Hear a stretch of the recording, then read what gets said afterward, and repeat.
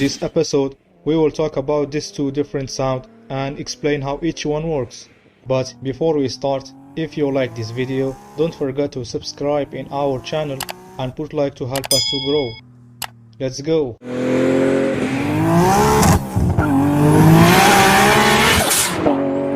A turbo is basically an air compressor. It works by the exhaust energy that usually just goes to waste the compressor air. The exhaust gases are pushed through which make it spin. Now, this turbine is connected on the other side through a shaft which pulls in air compression.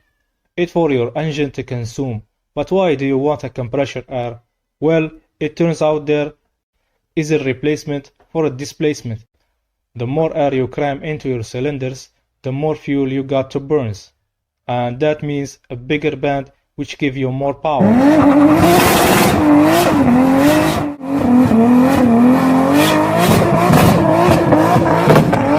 So, as you rev up your engine, your turbo spins faster, sucking more air into your cylinder. Now, let's say you're sending a pedal for the metal throttle body, wide open your turbo is at fully boost, pushing lots of charged air in toward your engine. But all of a sudden you let off the throttle. The throttle plate just closes shut. Now, all that compressor air in your charged pipes have nowhere to go. Remember, your turbo was spinning at least 80,100 plus RPM. You letting off the throttle isn't gonna stop it, it is momentum. Will keep it spinning, compressor more air. So, the pressure in your charged pipes builds up even more, pushing your turbo into a state called compressor surge.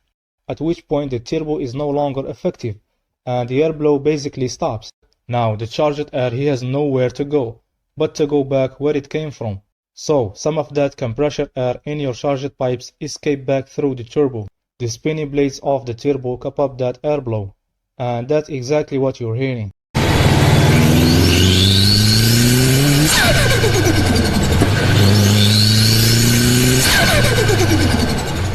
Now, there is a lot debate whether this actually bad for the turbo or not. Some say this is way too much stress for the turbo component like prematurely wearing.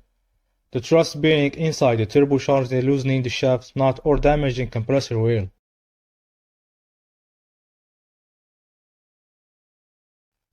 And that's where the blow-off valve came in. A blow-off valves or dam valve are very common upgrade for most turbocharged engines. What is mean blow-off valve? A blow-off valve is a pressure release system. Why you need a blow-off valve in your engine? Blow-off valve use it to reduce pressure in the intake system.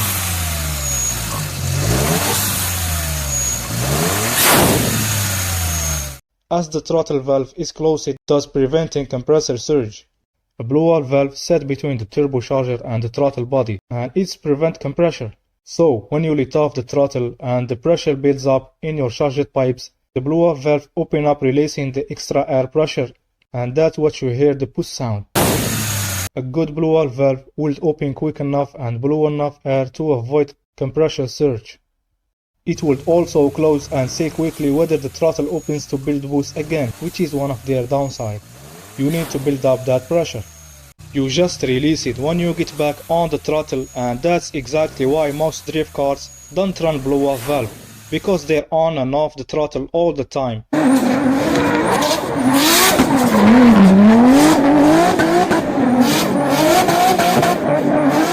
Release it all charged air. Every time they let off the throttle can hurt throttle response and give them some lag. You want all the throttle response you can get when you are drifting. But as far as letting everyone in the world know that you have turbocharger in your car, both of this situation will do you just fine. In the bottom line, the sound of your turbo mix when you let off the throttle or when shifting gears. It's determined by how you have your turbo set up.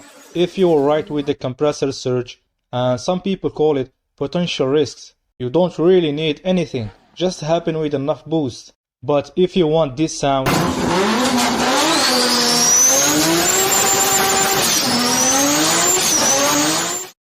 or potentially longer lasting turbo, you will need to install blow-off valve. And as far as the performance goes, you'll end up with a better throttle response without the blow-off valve. But there are far more important component pieces that go into turbocharging, and can that have much bigger impact performance?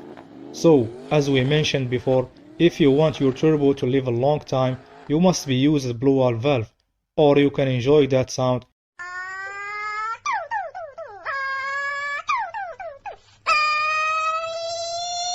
and take the consequence, knowing that replacement parts are expensive. This is all so far. We try to not make the explanation too long and boring. We finished this episode. We hope you like it. If you like this video, don't forget to subscribe in our channel and put like to help us to grow. See you soon in another topic. Peace.